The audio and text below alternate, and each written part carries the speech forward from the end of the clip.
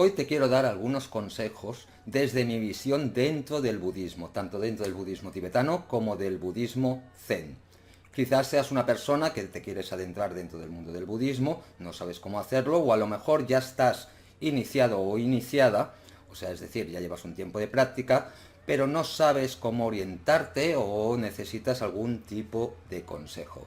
Tengo que decir que yo empecé en el budismo tibetano bastante jovencito, en un centro de Barcelona, donde estaba vinculado a un centro espectacular que, si sois de España, os recomiendo que vayáis a ver, que es Datsan Kagyu, ¿vale? Que aquí veremos unas fotografías.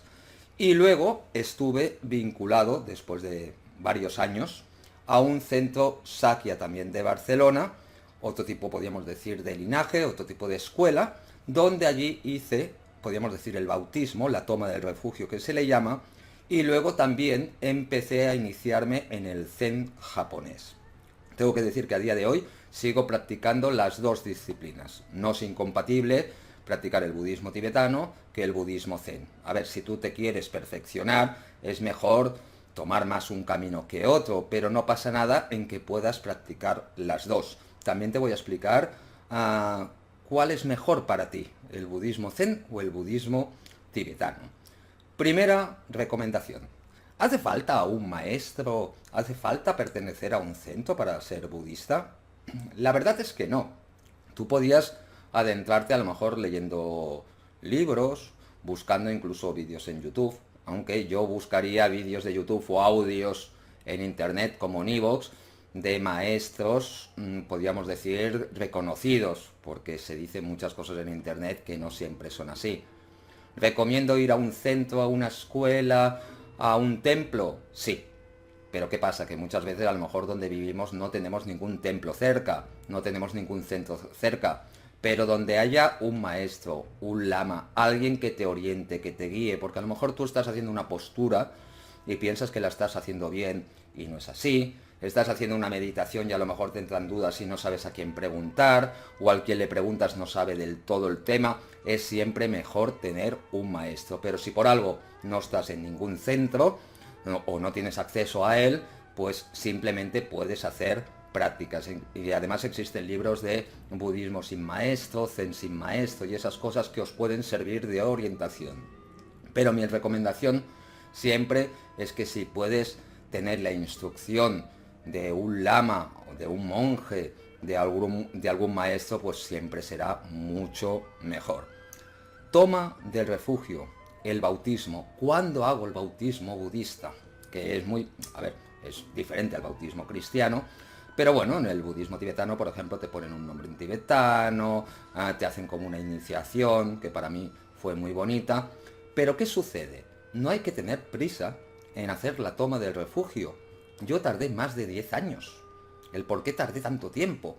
Porque también es necesario que tú sepas si verdaderamente es un camino que debes tomar. Hay mucha gente que dice, uy, estoy 2 meses, me siento súper budista de la muerte, hago la toma del refugio y a lo mejor luego se le pasa la moda y lo deja a los 2 meses o a los 3 meses o a los 4. Vale, tendrás la toma del refugio, pero no estarás practicando. Entonces, ¿qué pasa? Que a lo mejor tú ves la toma del refugio desde el punto de vista del ego, de soy budista y además tengo un nombre budista tibetano. Eso queda muy bien, pero es ego. Entonces, siempre es mejor que si quieres hacer una toma del refugio con algunos votos, que te esperes un tiempo. Yo tardé 10 años, no pasa nada, seguía siendo budista sin tener un nombre tibetano, ¿vale? Que mi nombre tibetano es Karma Losang Jinpa. Mente buena, generosa. Pero no pasa nada. Lo importante es la práctica, sobre todo diaria. A ver, no hace falta ir al Japón, no hace falta ir al Tíbet, no hace falta ir a la India para profundizar en estos temas. ¿Por qué lo digo esto? Porque primero, por ejemplo, en el budismo tibetano, en el Tíbet tampoco hay tantos grandes maestros. Están más en India, están más en Dharamsala. Pero los grandes maestros a lo mejor hacen algún tipo de ceremonia que puede ser muy interesante y a lo mejor tú te desplazas a la India, a Dharamsala, pongamos el caso, a ver esa ceremonia. Pero tú no sabes lo que están haciendo. Ellos hacen su ceremonia y tú estás ahí mirando y no te enteras absolutamente de nada.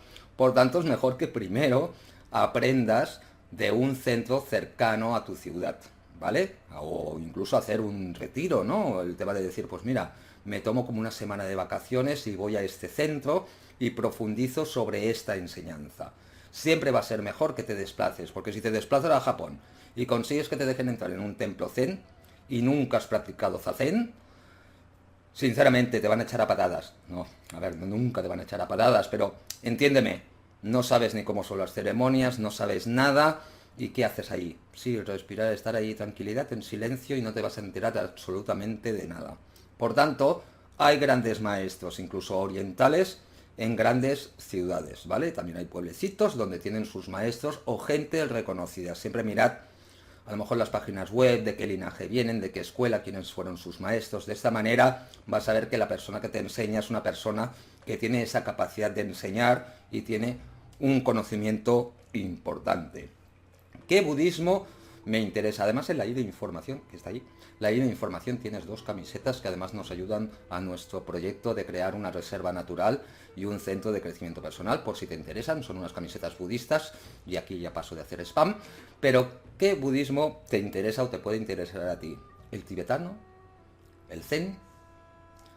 Mirad, el tibetano podríamos decir que tiene unas ceremonias bastante vistosas, tiene una recitación de mantras bastante interesantes, como en el vídeo también de la ayuda de información te pondré el cómo recitar el Om Mani Padme Hum, por si no lo sabes, hice un vídeo donde lo explico. Tiene toda una serie de rituales bastante vistosos y las meditaciones son más ligeras, muchas de ellas, no quiere decir menos profundas, pero si eres una persona que tu mente tiende a dispersarse, yo te recomendaría el budismo tibetano. Además, las lecturas son mucho más fáciles, menos filosóficas en algunos aspectos o menos profundas, que a lo mejor si te adentras en el budismo zen es como mucho más frío. Por tanto, si tienes un carácter así como si dijéramos de que te cuesta meditar mucho, concentrarte, eres una persona súper energética, te recomendaría el budismo tibetano. ¿Por qué? Porque el budismo zen, al igual que para esa gente que a lo mejor es de siempre de mente calmada, es muy disciplinada, recomendaría, a ver, que podéis hacer las dos, o una u otra, yo no te estoy diciendo, como eres así, tienes que hacer esto, no, ni mucho menos. Pero el zen es mucho más sobrio, mucho más profundo, mucho más en silencio. La persona que tiene mucha energía, muy occidental, el zen le puede costar mucho. Te pongo un ejemplo. Yo me pasé prácticamente una semana en un retiro espiritual donde me parece que solo hablé 3 veces. Todo era estar sentado delante de una pared y respirar, zazen. Simplemente tomar conciencia de la postura y respirar. Solo eso. Claro, llega un punto que en nuestra mente occidental es ¿y qué hago yo aquí? Qué pérdida de tiempo. Podía estar haciendo otras cosas, no estoy aprendiendo nada. Pero claro, el zazen es muy importante. Al igual que si tú te tienes que desplazar. Si haces zen, vas a tener que tener mucha disciplina. Porque el zazen, así a grosso modo, como consiste simplemente en tomar atención con la respiración, a lo mejor de cara a una pared, el bajar, a lo mejor yo en mi caso, bajar de donde yo vivo, en Barcelona, cuando estoy en las afueras de Barcelona, a Barcelona, 40 y pico minutos o 50 minutos de tren, más transporte público, para estar sentado en una pared para respirar y luego volver a hacer el mismo trayecto de subida, oye, pues a veces te entra la pereza, sobre todo si hace frío, y tal, porque consideras a lo mejor que puede ser una pérdida de tiempo, de decir, oye, para estar así respirando ya lo puedo hacer en casa. Pero lo importante es estar en un ambiente, en un templo, donde hay su altar, donde hay un maestro que cualquier duda te la puede aclarar, ese ambiente de sangha, ¿no? De sangha, de comunidad, eso hace muchísimo. Pero tienes que saber que si haces zen, haces meditación zazen, te va a hacer falta mucha disciplina. Y bueno, esto podríamos decir que son los consejos que te doy. Lee mucho, profundiza mucho, si puedes estar con algún maestro, pues mucho mejor. No hace falta ser un iluminado o irte al Tíbet o a la India para encontrar maestros, porque esos maestros que hay allí simplemente dan una enseñanza que posiblemente lo den en su idioma y no te enteres absolutamente de nada. Hay grandes lamas, grandes maestros en Occidente que podéis aprender mucho. Si luego cuando ya sepáis, cuando ya tengáis una base, queréis viajar para conocer a lo mejor un templo, en Zazen por ejemplo, en Zen hay templos en Francia que son muy interesantes, o incluso en Vietnam. O sea, tienes que pensar de que luego ya puedes hacer un poco de turismo budista, que eso siempre enriquece conocer otras culturas, otra gente, pero primero céntrate, como si dijéramos, en lo tuyo. Además, mira, te voy a hacer un obsequio, la de información, también en nuestra escuela esotérica POC.